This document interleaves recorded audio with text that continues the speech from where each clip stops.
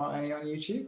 So we'll just be waiting for another couple of minutes while a few more people arrive on Zoom, and then I'll hand over to Mahasraddha to kick off the third of his series of meditation evenings, which did have a break in between, just in case you think you somewhere you missed all the others. There were two, then a break, and now we're starting on the latter two. So anyway, good to see you.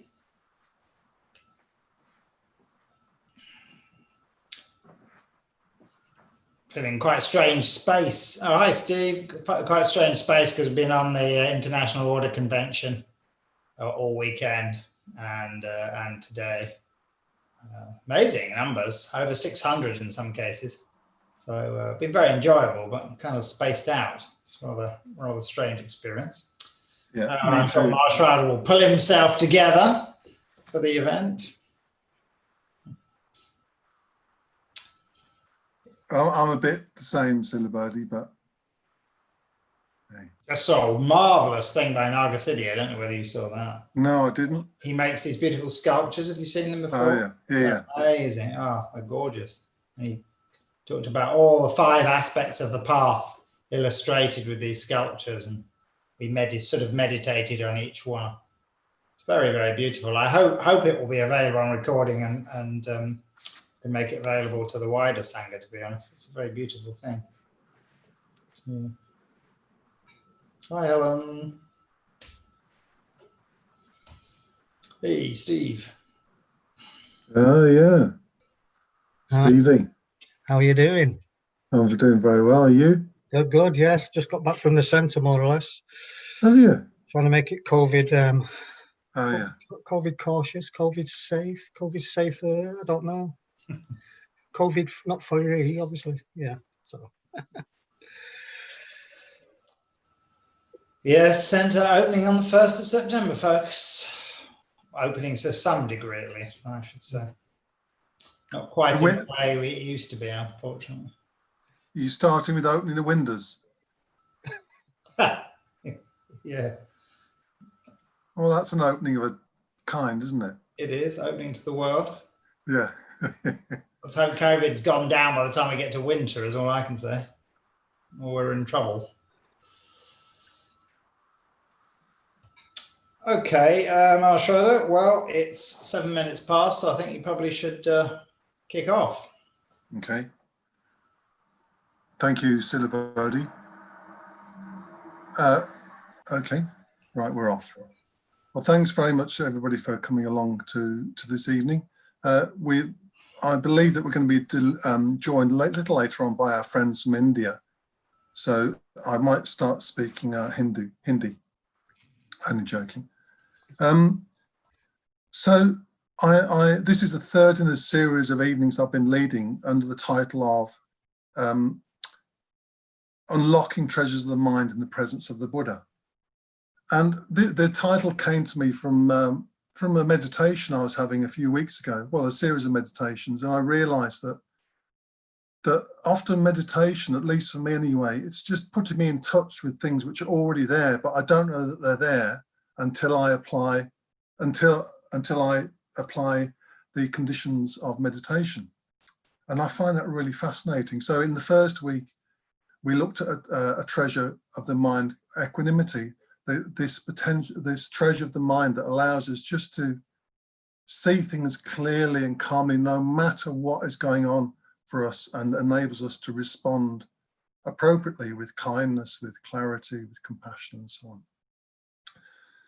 The second treasure, which we looked at in the second week, is the treasure of metta.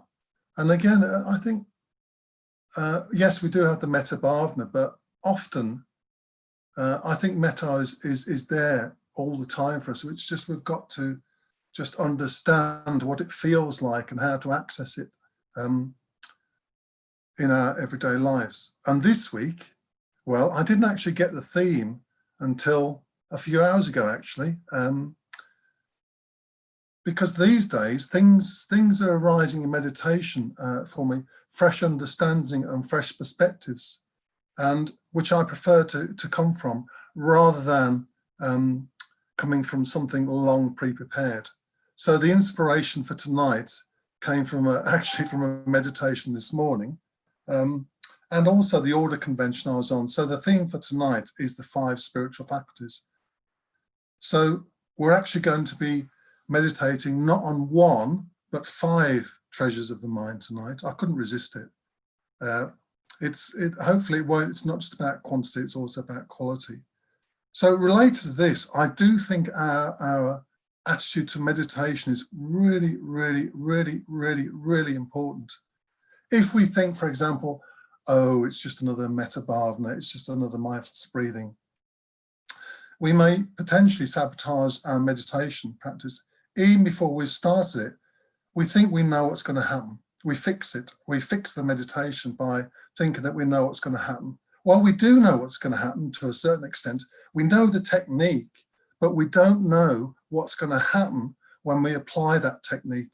So in other words, every meditation that we sit down to is unique, because the conditions which we set up in that meditation are unique. So taking a fixed state of mind into meditation, for example, I'm tired and nothing is going to happen, or I've been doing the metta bhavana or mindfulness breathing for months or years and I still don't get on with it, and nothing much has happened, is actually, I think, is undermining. And it's probably, we've fixed our meditation even before we've started it. We've created a hindrance already even before we've started the meditation. For example, of doubt, I can't do this, or nothing's going to happen. And also, what I found is that we can be carrying around this attitude towards meditation with us all the time, whether we're aware of it or not, even before we start the meditation. So I just urge you to look at your attitude towards meditation, to see whether you need to work on that even before you start to meditate. So it's really important, I think, to be aware of our state of mind before meditation, and approach meditation with as an open mind as possible before we start meditation. Because after all, meditation, or at least as I see it, is about what we're doing in meditation is we're setting up the best possible conditions for particular positive and skillful qualities of mind to emerge, like mindfulness, like clarity, like sensitivity, like mindfulness, concentration, and so on and so forth. Just setting up the conditions to allow these qualities of mind to emerge. Nothing is fixed. Nothing is fixed. So who knows what's going to happen in meditation? And besides, when we sit down to meditate, we are engaging, I think, with one of the most powerful qualities or capacities in the universe, and that capacity is mindfulness or awareness. It's really, really, really powerful. It's a really transforming capacity. Just being aware, being mindful of things offers us the potential for transformation alone. So when we sit down to meditate, we're engaging with this really powerful capacity which we have. So from that, when we engage that capacity, who knows what's going to happen? Who knows what's going to happen when we engage this wonderful capacity of mindfulness? So much becomes possible. In fact, I would say that the whole of the spiritual life actually is based on mindfulness. It's that important. So make use of it, make use of it while you can, while you have this wonderful faculty. So as I said, when we sit down to meditate, I think it's really important that we sit down with an open mind. No matter how we're feeling, if we're feeling tired or upset or flat, by engaging with the process of meditation, especially mindfulness, anything can happen. And that's certainly been my experience. I think I've said this before, where my experience of a really deeply absorbed states of meditation have often come when I least expect them. When I've arrived in meditation thinking, I'm really tired and I'm only here to support the retreat or whatever. No, ping, something has happened. So I always now just approach meditation with a fresh with an attitude of, well, anything can happen. And along with awareness and mindfulness, I would say another crucial quality to engage with in meditation is energy, is virya. Again, we might sit down to meditate and think, I haven't got much energy, but simply bringing mindfulness to the energy states in our body, often I find that I'd find energy which I didn't have. So for example, like tonight, before I came, I was feeling slightly tired. I did a bit of mindfulness, and bing, I found some energy which I didn't think was there. So by applying awareness or mindfulness, we can become more aware of our experience, not just its content, but also the nature of that content. And I'll say more about that later on. For example, we might say, I'm thinking this, that's the content. But then when we investigate, what actually is a thought? What is the thought? What am I telling myself that thought is? And compared to what, when I look more deeply, what actually is the nature of that thought? So we look at both the content and the nature of our experience. And the nature of our experience opens up wisdom, of course. So, but by applying energy, we just stay with the purpose of our meditation. Whether we're just sitting, whether we're just mindfulness of breathing, whether we're doing the metta bhavana, there's always a purpose, I guess, to our meditation. And energy, I find, I just tap in, use energy to allow me just to stay conscious of what I'm trying to do in meditation, conscious of the purpose of my meditation, because the mind, it wants to wander. For whatever reason, it wants to wander often. But with a bit of training, it can be gradually trained to really enjoy being integrated and concentrated and settled. So the mind might say, I'm bored, I'm really bored, nothing's happening. Mindfulness spots that, and then energy says, okay, so you're bored, but let's just persist with this meditation, not in a willful way, but in a kind of a light and inquisitive way. So mindfulness and energy are really important, I think, in meditation. So, and also, energy is our capacity to intervene, to do something different from the grooves that we've got ourselves into. For example, I used to experience a lot of sloth and torpor. That was my main hindrance. And I thought it was just due to some biochemistry which I'd inherited from my family, who often fell asleep in the afternoon. But I'm sure that partly there's a bit of genetics going on, but actually it's much more than that. There's an emotional kind of blanketing of, it was a strategy to blanket my experience through sloth and torpor, just threw a blanket over the flames of my experience. And I've since learned that actually sloth and torpor, yes, there might be a biochemical stroke genetic element to it, but a lot of it has been down to just habit, really. And so virya, so mindfulness has spotted that habit, and virya in meditation allows me to work with that habit and say, well, actually, yeah, the mind's telling you you're tired, but actually, let's have a look at that. Anyway, back to tonight. That was just a preamble, just some reflections I had ahead of this evening. So tonight, we're going to be looking at the 5 spiritual faculties, as I said. The 5 spiritual faculties are a really prominent teaching of the Buddha, and it's quite clear in 1 or 2 suttas that the 5 spiritual faculties are an integral part of developing wisdom. By practicing them fully, deeply and profoundly, they can, together with other factors, take us all the way to enlightenment. And like a lot of dharma, they are deceptively simple. Deceptively simple. The 5 faculties are faith, energy, mindfulness, concentration, and wisdom. So I'll say those again. Faith, energy, mindfulness, concentration, and wisdom. And I'm not going to say much about them now because I'm going to lead you in a meditation exploring each of those 5. Just to say that these faculties are available to us all the time. They're not anything ethereal, they're not something plucked out of the sky. You can make contact with any of these faculties at any time if you wish. It's just that in the meditation we're going to be doing, we're just going to make each of those faculties a bit more conscious as we look at them. So,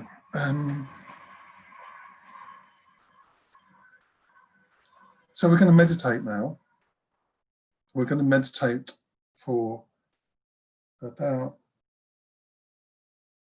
40 minutes. So if you set yourself up in your comfortable meditation posture, I'll lead you through a reflection on the 5 spiritual faculties.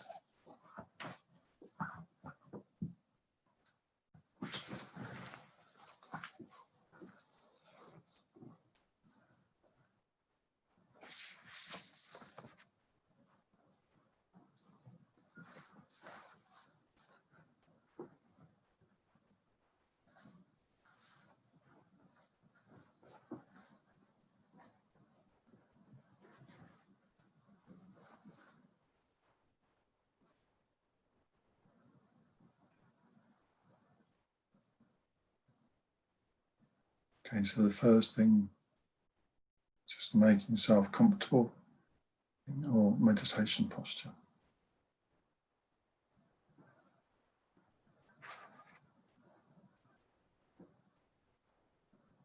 And take all the time you need just to settle into yourself.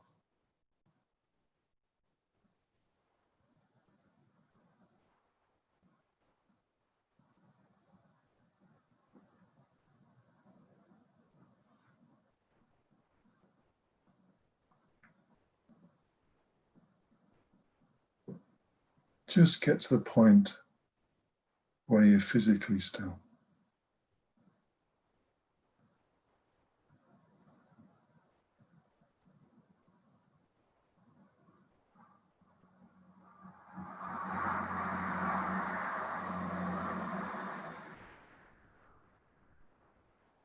And that stillness in the body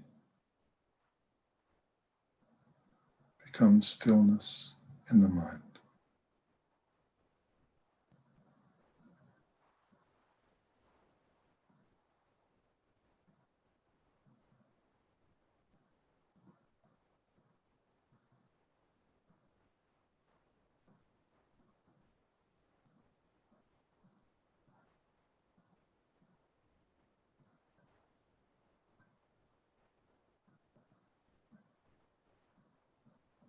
And when you are physically still,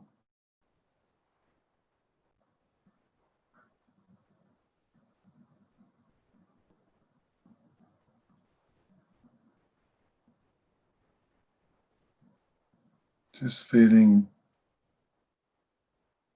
the contact of the sitting bones or the pelvic floor with the cushion or the chair or the floor.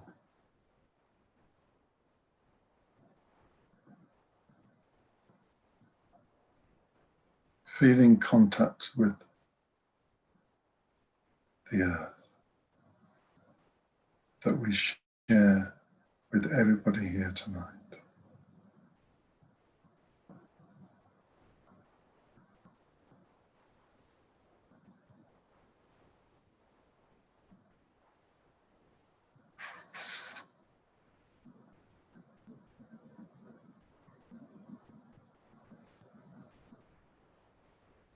Feel the core of your body, from the pelvic floor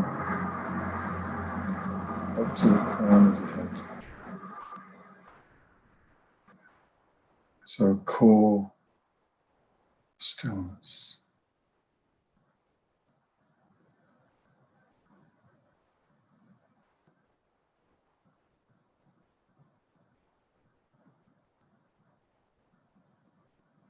the whole, the amazing structure we call the body.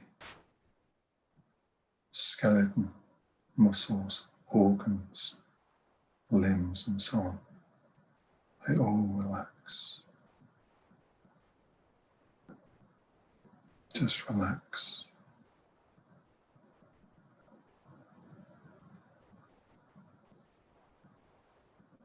Letting go where we can let go.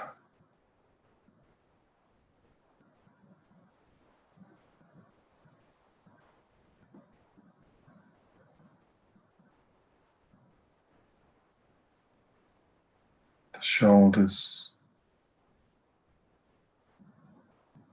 face, the eyes, the ears, all calming.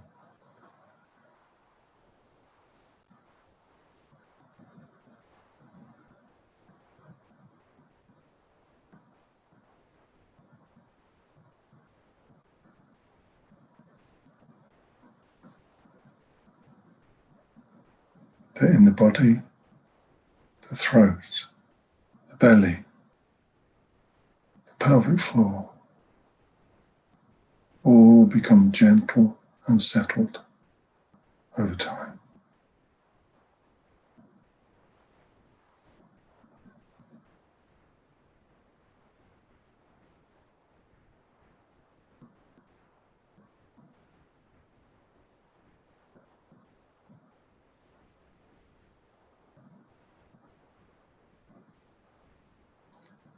And as thoughts arise, don't follow them, but just let them take place quite naturally.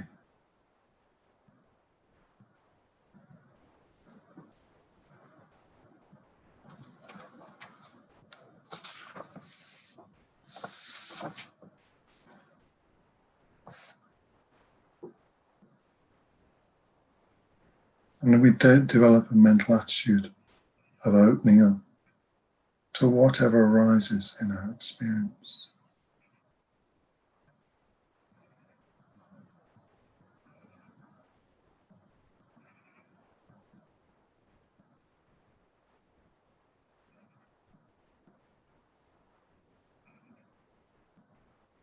Be aware of the strong habits we have of grasping onto experience and making a story of it. Just letting experience be without us imposing anything on it.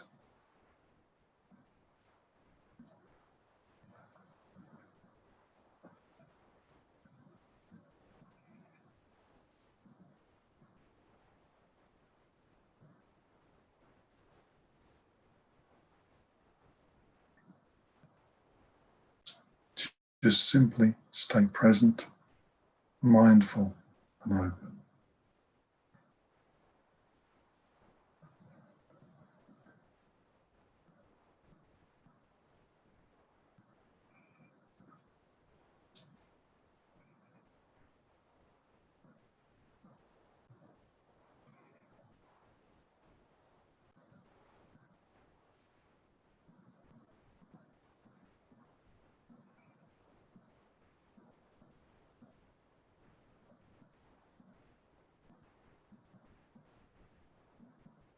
Sense of openness, expansiveness, and the quality of our awareness.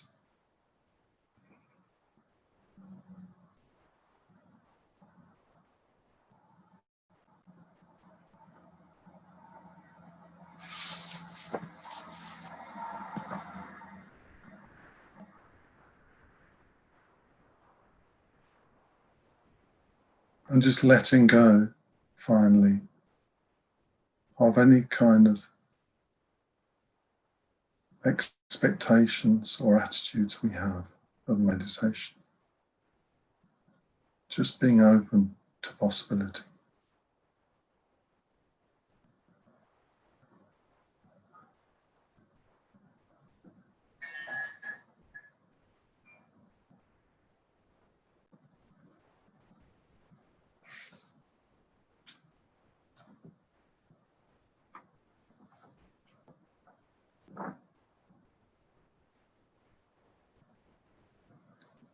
So I'll now lead us through a reflection on each of the 5 spiritual faculties.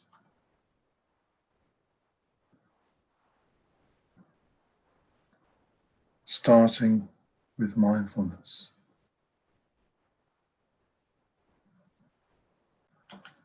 First of all, just being aware that you are aware.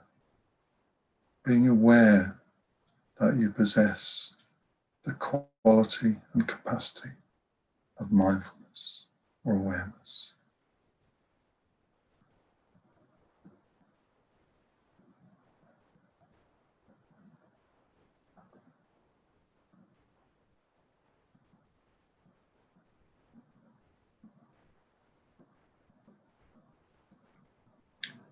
It's an amazing quality that we take for granted.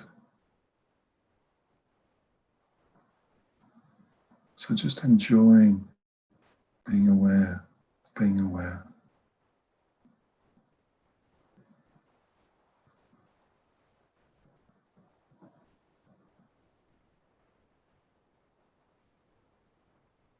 Don't ask any questions about its nature. Just enjoy the quality of awareness.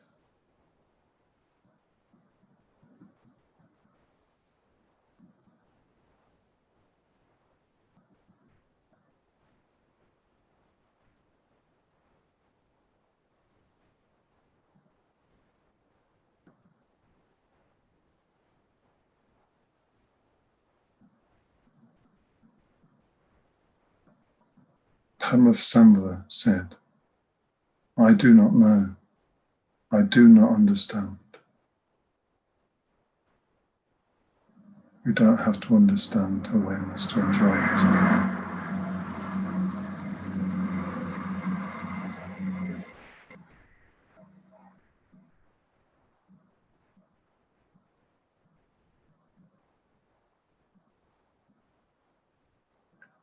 So noticing what we can be aware of in our experience. Firstly, sensations of the body.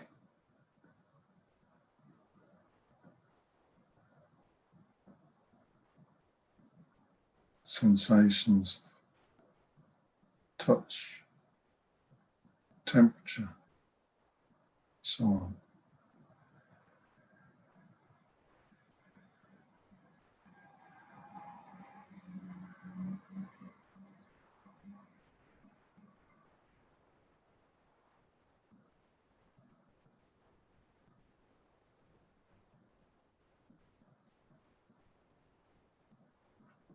And whether sensations are pleasant or unpleasant. And just leaving it at that.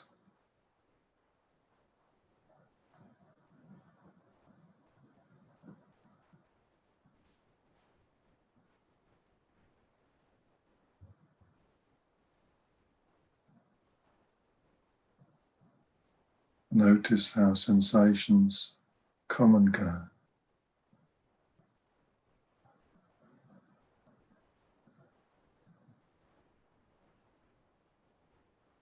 It might be an itch, it might be a current of cooler air, it might be a sound.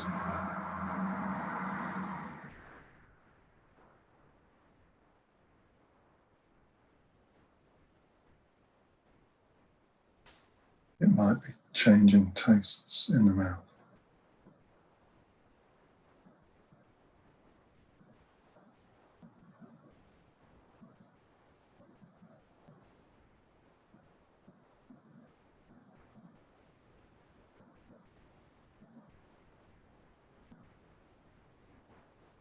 And you might want to focus in on a particular sensation and look at its nature.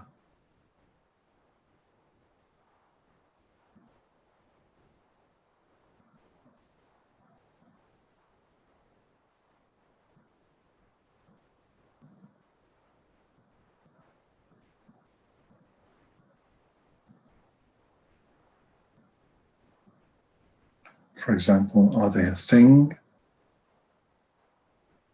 Or are they something more subtle, ineffable, not to be known, just experienced?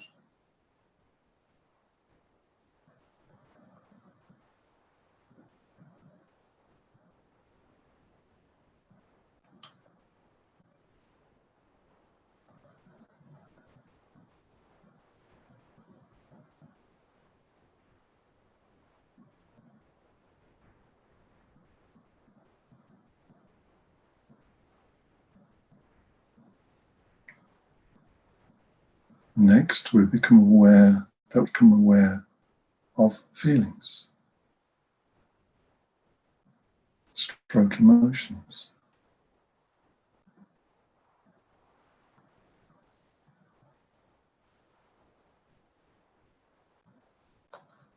Just noticing what they are and where we experience them in the body.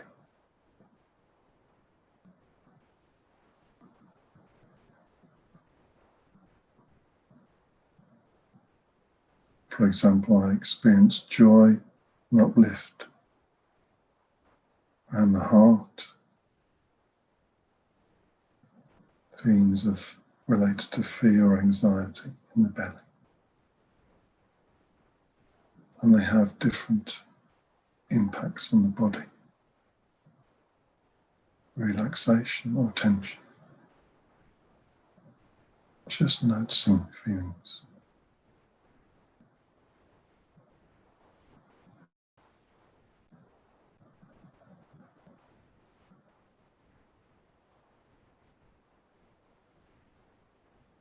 And again, you might just want to look at one particular feeling and just ask a question.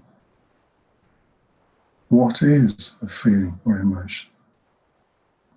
Is it something solid and fixed that I can grasp hold of and hold in front of me?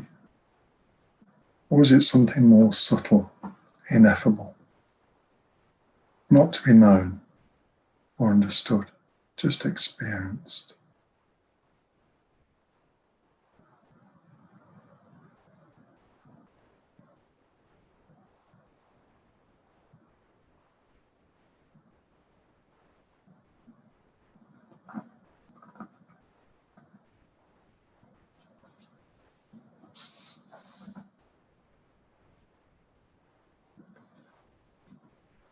And we also become mindful now of thoughts, which arise quite naturally.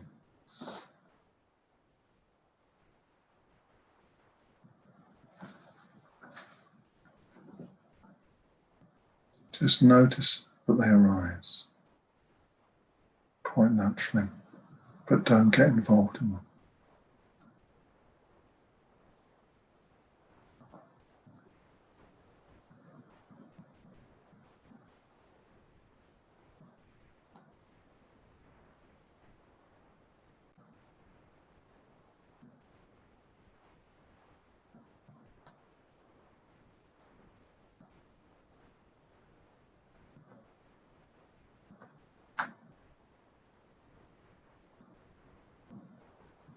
Again,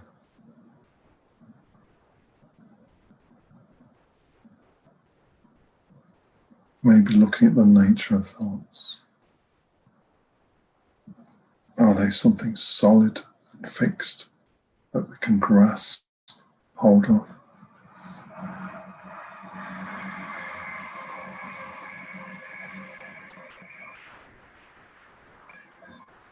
Or are they just ineffable experience?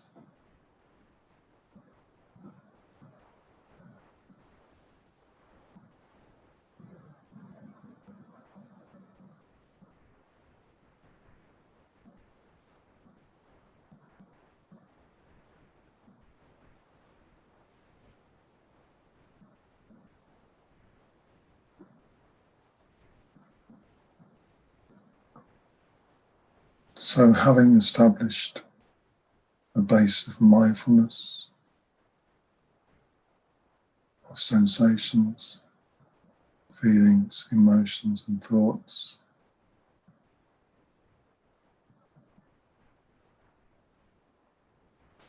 Just pausing for a few moments just to notice the impact on our mental states of applying mindfulness in this way.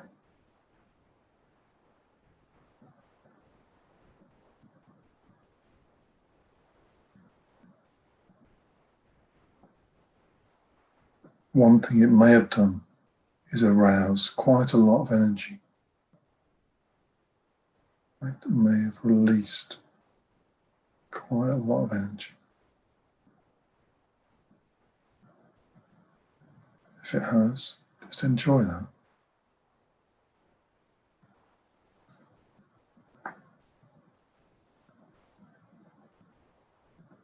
So we move on to the second of the faculties, energy or virya.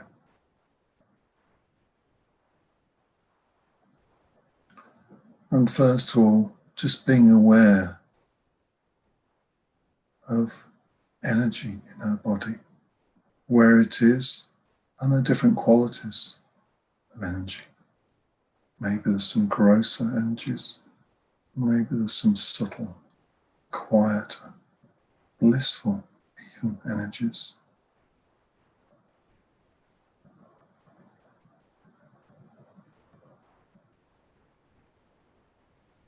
And notice how energy swirls around in the body.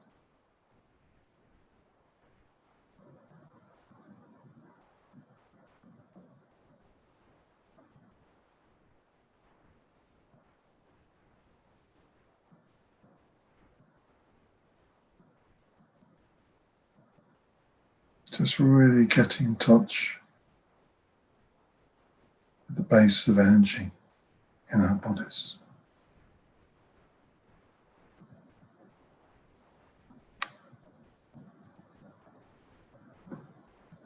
Have we found pockets of energy which we weren't aware of before? Being aware of energy.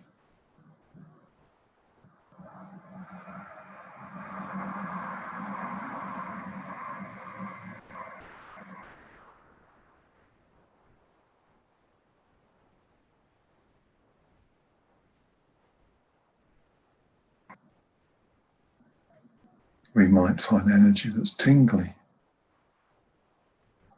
or more jagged. Might find energy that's more smooth and calm.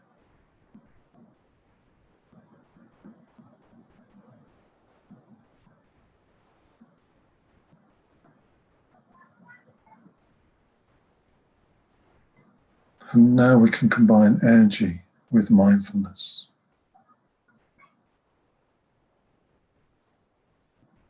Mindfully observing experience, sensations, thoughts, feelings, and just applying the energy you've found to keeping the mind on task, to keeping the mind mindful of direct experience.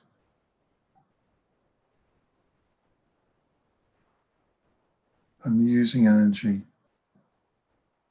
that if the mind tries to pull you away in some kind of fantasy or anything else, just using that energy to establish mindfulness.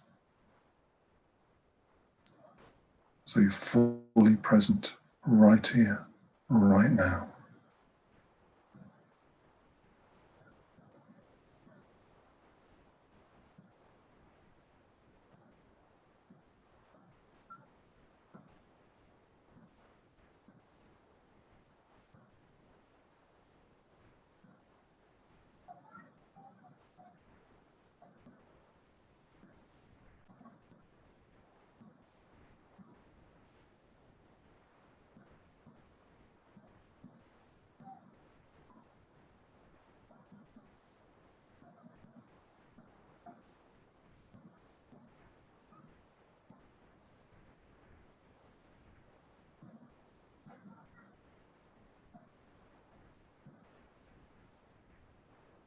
Again, energy is fascinating.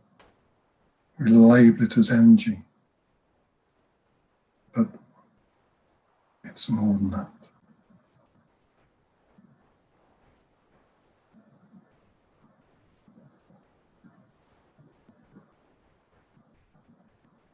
Yes, it's something that we experience, and that's probably all we can say.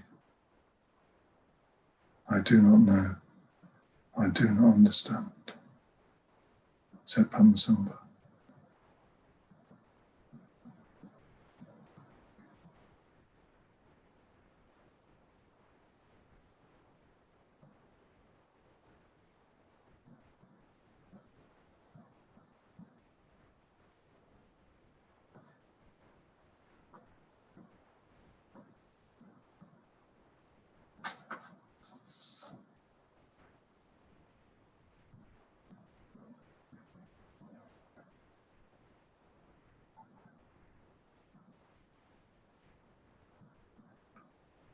So thirdly, the faculty of faith, or Shraddha. Staying in touch with mindfulness and energy, we now become aware of faith, or Shraddha, in our experience.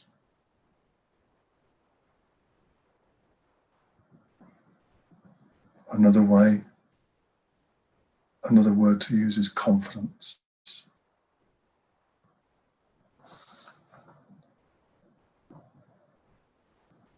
So this is an emotional, not a conceptual quality of mind.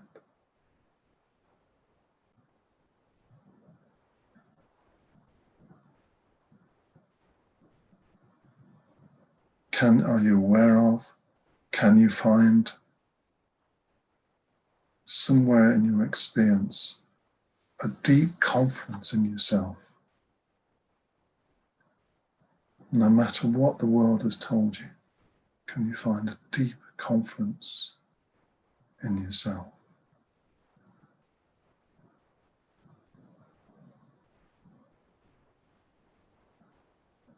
Perhaps a deep confidence in your ability to change.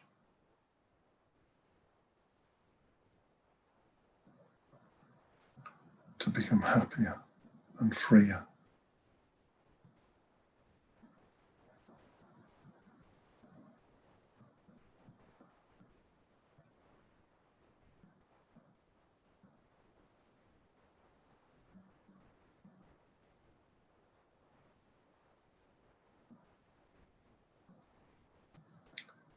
Sangha actually describes Shraddha as the ultimate in us, responding to the ultimate in the universe.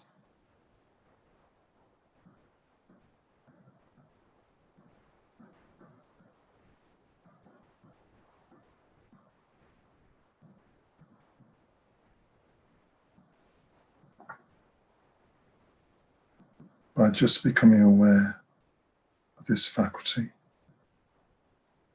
can you feel something of that? An intuitive sense, perhaps, that concurs with the ultimate in you responding to the ultimate in the universe.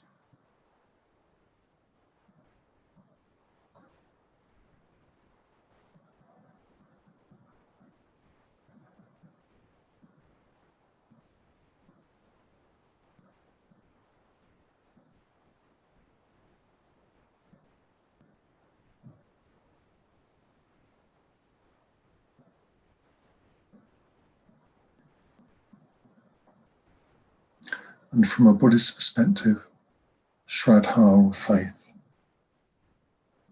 has two qualities, the qualities of longing and confidence.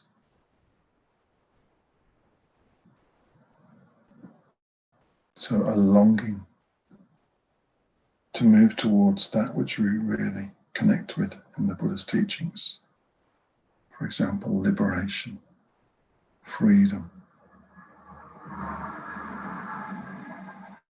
Can you Find anything like that in your experience, kind of a longing to move towards.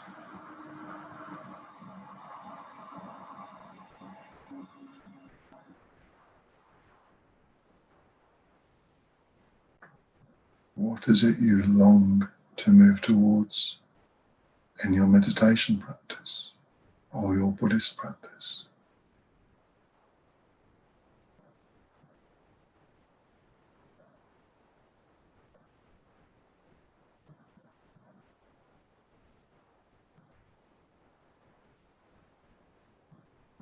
And do you have confidence that you can move towards that which you just identified in that longing?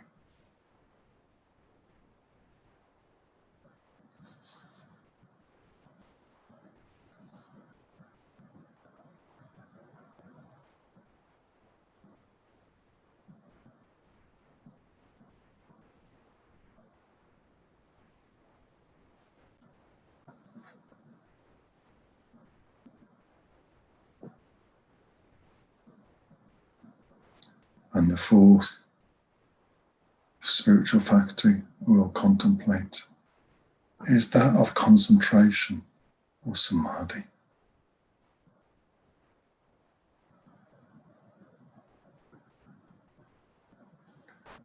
So first of all, just noticing to what degree is your mind single-pointed or distracted.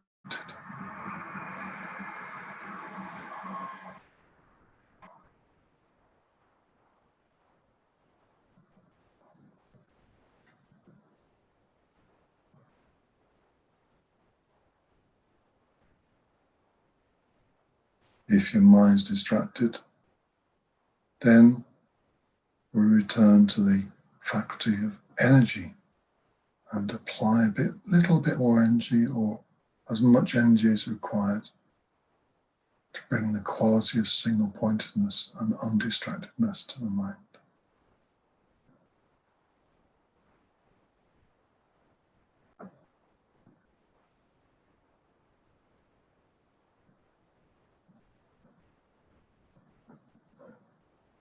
And notice the impact of that intervention.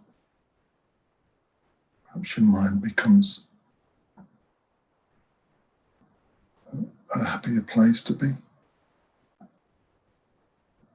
Perhaps it feels more integrated, more together, more purposeful,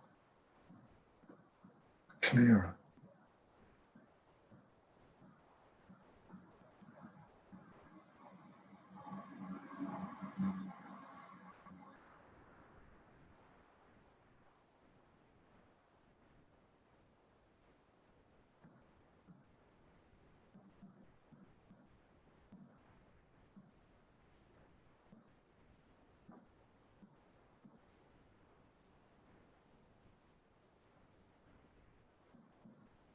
So we can perhaps see a connection between mindfulness, virya, and concentration. Mindfulness, we notice our state of distraction. Virya, we apply any energy that's needed to bring single-pointedness to the mind, which results in concentration.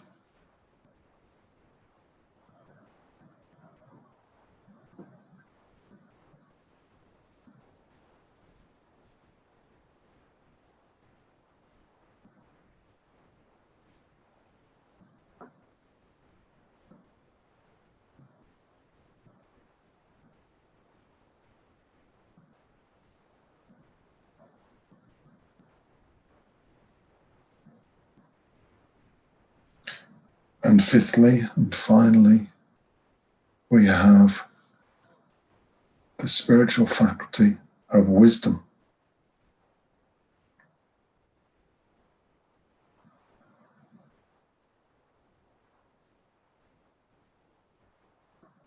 And the eye of wisdom sees into the true nature of our experience, of sensations, feelings, thoughts, etc.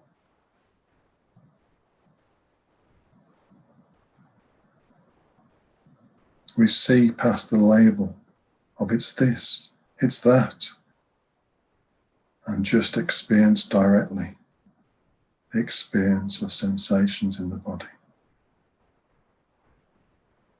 It doesn't matter what they are. It doesn't matter how we label them. What matters is being present with the experience.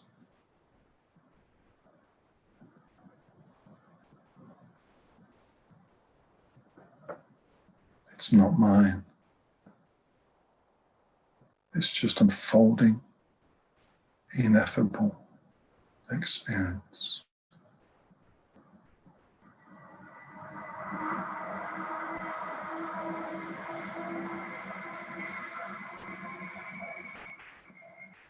And the eye of wisdom accepts this living reality just as it is, this unfolding experience. There is just change, and there is nothing else that we can say for sure. I do not know, I do not understand, said Buddanussati.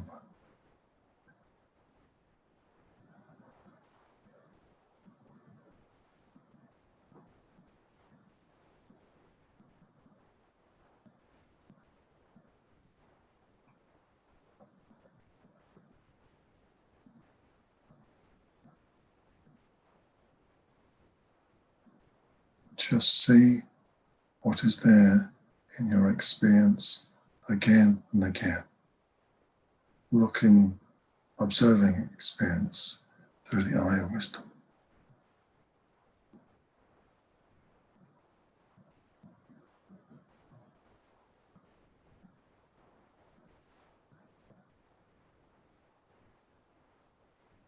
Experience just unfolding.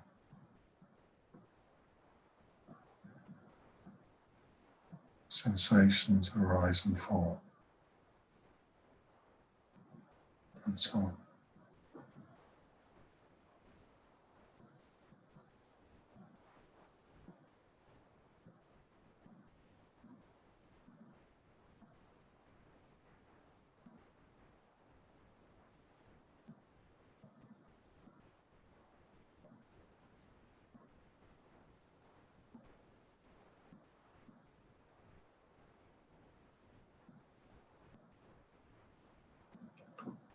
Tastes in the mouth, tactile sensing, sounds,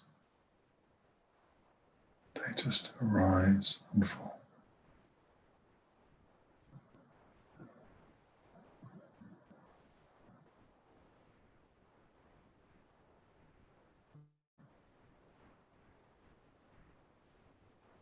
It's just the unfolding of experience.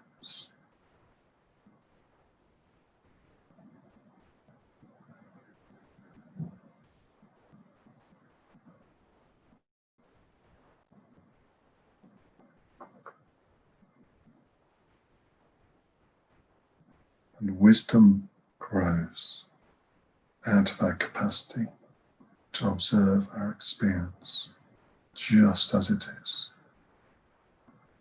without imposing any labels or any stories. It's that simple.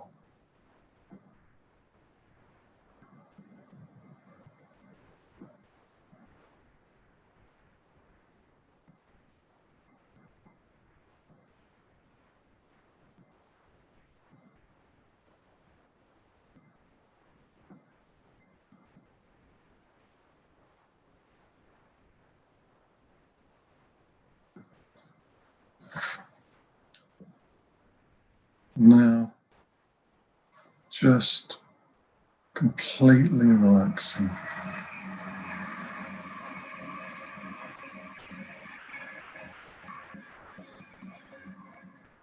And just sitting with the fruits of the practice for a minute or two.